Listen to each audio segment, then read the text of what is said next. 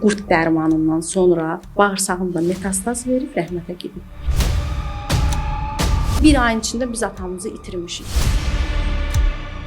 İnsan orqanizmində olan qurd ölmə səbəbi ola bilər. Olarsa hansı qurdlarda və hansı hallarda ola bilər? Ürəyə gedən qurdlar var, gözə gedən qurdlar var, beyinə gedən qurdlar var, ayağa, ələ, qova, bədəndə görülən qurdlar var. Yəni bizim ölkədə elə qurdlar görülmür. Mən sizə belə bir şey izah edeyim.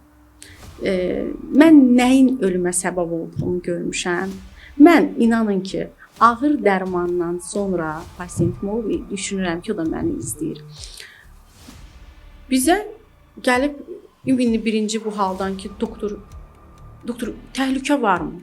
Doktor o qədər bu sualı verdi. Axırı bir sual verdi ki, çox maraqlı bir şeydir. Siz heç dərman preparatı atdığınız zaman təhlükə axtarmırsınız. Bitkidə necə bu sualı bu qədər verdiniz?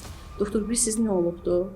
Mənim atam filan dərman, qurd dərmanından sonra bağırsağımda metastaz verib rəhmətə gedib.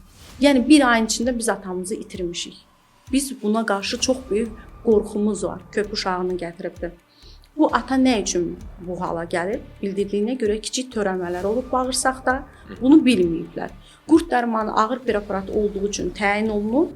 Artıq törəmələr açılıb, gül kimi başlayıb metastaz verməyə və xəstə həyatını itirib.